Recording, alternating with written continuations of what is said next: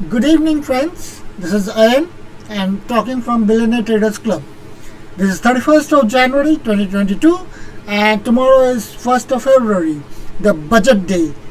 Nirmala Sitharaman, our honorable finance minister, is going to present the union budget 2022 tomorrow. So, before we get into the union budget, let's look into our stock markets today. तो क्या हाल है हमारे stock markets का दोस्तों। तो आज Nifty, bank Nifty, BSE Sensex green में close हुआ है। बट असलियत ये है कि ये गैप अप ओपनिंग होने के बाद यहाँ पे काफ़ी वीकनेस देखी गई और ये वीकनेस शायद कुछ मार्केट रूमर्स के कारण भी हो सकती है और अलग रीजंस के कारण भी हो सकती है। इंडिया विक्स काफ़ी हीटेड अप है, जब क्लोजिंग हुआ 21 पे है। इसका मतलब है जब भी ये 16-17 के ऊपर रहता है काफ़ी वॉलेटिलिटी रहती है। ये वॉलेटिलिटी बस आपको यही बताती है कि मार्केट में किसी भी वक्त कभी भी डाउन मूव हो सकता है। मैं आपको अगर आप स्क्रीन में देख पा रहे हैं तो आप देखिए कि मैं आपको आईवी चार्ट के थ्रू दिखा रहा हूँ कि कितनी वॉलेटिलिटी बढ़ी है मार्केट में, निफ्टी में, बैंक निफ्टी में। तो निफ्टी में आप देख सकते हैं कि पिछले कुछ दिनों में वॉलेटिलिटी काफ़ी इंक्रीज़ हुई है और ये काफ़ी पीक में है। तो इस टाइम में अगर कोई भी कॉल्स बाय कर रहा है तो उसके गिरने की संभावना यही ज़्यादा है। एंड इसीलिए आप ये बात नोट कर लीजिए कि मैं आपको शॉर्ट करने का रिकमेंडेशन दूंगा बाद में, क्योंकि मैं जब भी आपको निफ्टी, बैंक निफ्टी के चार्ट्स दिखाऊंगा तो आपको मालूम पड़ेगा कि क्यों मैं आपको शॉर्ट या फिर कॉल राइट करने का रिकमेंडेशन दूंगा। आप देख सकते हैं कि बैंक निफ्टी के भी काफ़ी वॉलेटिलिटी काफ़ी इंक्रीज़ हुआ है। अगर आप कोई भी टॉप के स्टॉक ले लीजिए, आपको उसमें देखेंगे कि वॉलेटिलिटी इंक्रीज़ हुआ है। ये टीसीएस है, आईटी सेक्टर से, एचडीएफसी बैंक ले लीजिए आप बैंकिंग सेक्टर से, इसमें अभी धीरे वॉलेटिलिटी कम हो रहा है। या फिर आप रिलायंस ले लीजिए,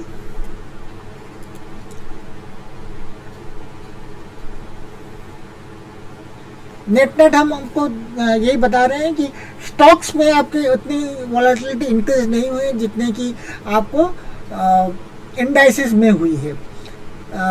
अभी हम अगर अभी का हाल देखेंगे तो इंटरनेशनल ग्लोबल मार्केट्स में अभी हल्की सी मंदी है, नीचे की तरफ गिरा हुआ है। डाउ जोन्स जो कि काफ़ी देर से खुला हुआ है अभी थोड़ा सा नेगेटिव में चला गया है। एस&पी में भी काफ़ी इम्प्रूवमेंट नहीं दिख रहा है। स्टॉक आईटी हैवी नैस्डैक में अच्छा मूवमेंट है 2% का। एस&पी विक्स भी काफ़ी चढ़ा हुआ है 26.41, बट ये अभी गिरने की संभावना दिखा रही है। और यूरोपियन मार्केट्स को हम देखेंगे तो यूरोपियन मार्केट्स में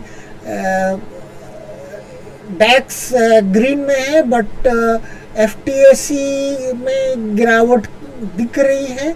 तो ग्लोबल मार्केट्स भी उतने पॉजिटिव नहीं है, European and US markets.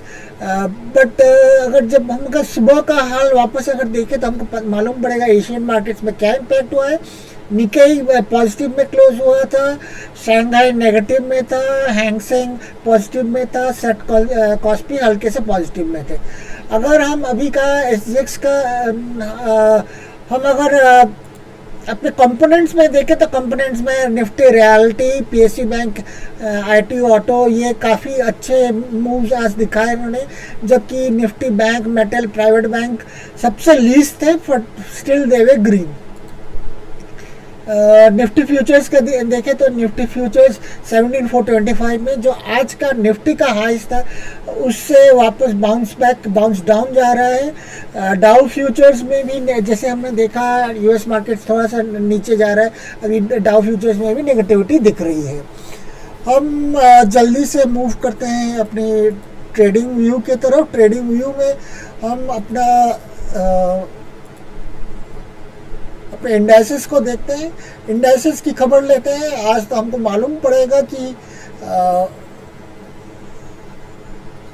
Nifty जो निफ्टी है ये अप मूव के साथ ओपन हुआ था, बट 17,445 निफ्टी फ्यूचर 17,427,425 में आके ये फिर रुक गया। यहाँ पे उसका रेजिस्टेंस मिला, फिर यहाँ से इसने साइडवेज मूवमेंट पूरे दिन दिखाई। तो आपको 12:30 12:15 तक अप मूव था इसमें। एक बार थोड़ा सा साइडवेज मूवमेंट दिखाने के बाद यहाँ पे ट्रेडर्स को कुछ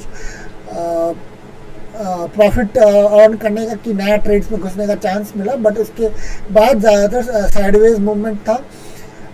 बैंक निफ्टी में भी इसी तरह का एक मूवमेंट था गैप अप होने के बाद, बट इसमें आज हमने काफ़ी वॉलेटिलिटी देखी। ये नीचे की तरफ आया, कल के क्लोजिंग के पास आके वापस ये बाउंस बैक ऊपर गया।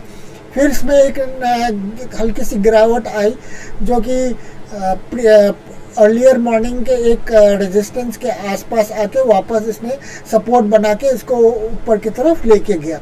तो बैंक निफ्टी में भी और निफ्टी में भी काफ़ी वॉलेटिलिटी दिखी। अगर हम हाफ एन आवर के चार्ट में देखें तो हमको ये दिखता है कि अगर हम निफ्टी में देखें तो निफ्टी में आप देख सकते हैं कि ये जो 17,450 470 के एरिया में आपको काफ़ी रेजिस्टेंस दिखेगा। और ये हाफ एन आवर के चार्ट में भी आपको मालूम पड़ेगा कि यहाँ से काफ़ी डाउन मूव हुआ था। एक हल्का सा इसमें सपोर्ट मिला था, इसके बाद वापस यहाँ पे डाउन मूव हुआ था। तो इस पर्टिकुलर पॉइंट को ब्रेक करना बहुत ही मुश्किल है। अगर यहाँ पे ये ब्रेक आउट देता है तो 18,200 के आर पार जाएगा। तो अगर आपको कॉल राइटिंग करना है तो आप आराम से 17,500 में कीजिए कॉल राइटिंग। अगर ये ब्रेक होता है तो आप नेक्स्ट कॉल राइटिंग 18,400 400 के 18,500 के आसपास कर सकते हैं। तो ये मेक और ब्रेक डे हो सकता है कल के दिन, बट मेरे हिसाब से ये काफ़ी स्ट्रॉन्ग रेजिस्टेंस है और यहाँ से वापस नीचे जाने की ही सारा संभावना है। बैंक निफ्टी में अगर आप देखें तो काफ़ी वीकनेसेस हैं। ये सबसे पहली बात है कि अगर आप देखें तो ये पॉइंट 38,500 को ये ब्रेक नहीं कर पाया है, 28 को भी नहीं कर पाया, काफ़ी दिनों से इसके नीचे ही जा रहा है। और आप देख सकते हैं कि एक और ट्राई 18 जनवरी को भी हुआ था जहाँ पे मैक्सिमम 38,861 तक गया था, फिर यहाँ से वो वापस गया है। तो आप 38,850 या फिर 38,900 को आप कॉल राइटिंग कर सकते हैं आपको अगर बेनिफिशियल या प्रॉफिटेबल ट्रेड्स लेना है। तो हम वापस चलते हैं अपने बजट के तरफ। तो बेसिकली यूनियन बजट को अगर मैं एक्सप्लेन करूँ सिंपल वर्ड्स में, जो कि नए ट्रेडर्स हैं जो कि ये कॉन्सेप्ट को नहीं समझते हैं, तो उनके लिए इन सिंपल वर्ड्स अगर आप कोई सैलरीड पर्सन हो या फिर आप स्टूडेंट भी हो तो आपको मालूम है कि आपको एक लिमिटेड अमाउंट ऑफ सैलरी की पॉकेट मनी वगैरह मिलता है। आपको उसी पैसे के अंडर में आपको अपने वेरियस एक्सपेंसेस जुटाने पड़ते हैं। अगर आपने वो एक्सपेंसेस के बियॉन्ड पाँव फैलाया तो आप डेट पे चले जाते हैं। तो आपको हर किसी को कुछ ना कुछ बजटिंग करना पड़ता है कि चलो अगर मैंने सपोज़ आपका सैलरी 50,000 है तो आपको ये ध्यान में रखना पड़ता है कि आप या तो थोड़ा सा सेविंग कर ले। सब सोचते हैं कि 5,000 सेविंग कर ले कि 5,000 म्यूचुअल फंड में दे दे। फिर आप ऐसा सोचते हैं कि चलो अगर राशन पानी अगर लेना है तो उसमें कितना मैक्सिमम हो सकता है। दवाई के लिए कितना हो सकता है, मेडिकल एक्सपेंसेस के लिए, पेट्रोल के लिए, ट्रैवलिंग के लिए, बस के टिकट्स के लिए, ट्रेन के टिकट्स के लिए, सपोज आपके बच्चे हैं तो बच्चे के फ़ीस के लिए। तो ये आपको बजटिंग करना पड़ता है, आपको कहीं भी मैनेज करना पड़ता है। तो ये आपका रेगुलर बजट होता है। तो उसी तरह यूनियन बजट जो है ये union of India government of India के तरफ से बजट प्रेजेंटेशन होता है, जहाँ पे वो अपने इनकम और एक्सपेंडिचर का एक लेखा जोखा और एक प्लान बताते हैं। तो यहाँ पे फाइनेंस मिनिस्टर आपको ये बताते हैं कि उनके सोर्सेज ऑफ इनकम क्या हैं, उन्होंने जीएसटी में कितने कलेक्शन किए, इनकम टैक्स में कितने कलेक्शन किए, वेरियस और सोर्सेज क्या क्या रह सकते हैं। उसके बाद वो बताते हैं कि उनके एक्सपेंडिचर के क्या प्लान्स है, वो कौन से सेक्टर्स में, डिफेंस सेक्टर में, फार्मिंग सेक्टर में, एजुकेशन सेक्टर में, मेडिकल सेक्टर में क्या इन्वेस्टमेंट्स करेंगे। उनको अगर कोई एडिशनल सोर्स ऑफ इनकम है, जैसे कि अगर वो चाहते हैं कि कोई भी पब्लिकली हेल्ड कंपनीज़ हो, तो उनको अगर सेल ऑफ करके उनको कितना मिल सकता है, उनका वर्ल्ड बैंक का डेट कितना है, इस चीज़ का लेखा जोखा वो प्रेजेंट करते हैं। अभी ये जब ये लेखा जोखा प्रेजेंट करते हैं, बेसिकली इसका इम्पैक्ट सभी को पड़ता है, from a person who is working as a clerk से लेकर, एक स्टूडेंट से लेकर, एक नॉर्मल फैमिली मैन से लेकर, एक बिजनेसमैन से लेकर, एक स्टॉक ट्रेडर से लेकर, एक किसान से लेकर, एक सिपाही से लेकर, एक बड़े कंपनी के सीईओ से लेकर सभी को फ़र्क पड़ता है।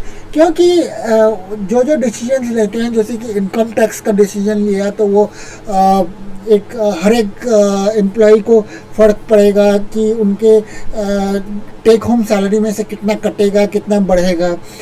फिर ये एक किसान अगर वो फार्म लॉज को इनैक्ट करते हैं कि वो फर्टिलाइज़र्स में सब्सिडी लाते हैं, या फिर वो लोन्स में कुछ रिलीफ लाते हैं, उनका इंटरेस्ट कम करते हैं, तो इससे एक फार्मर को इम्पैक्ट पड़ सकता है।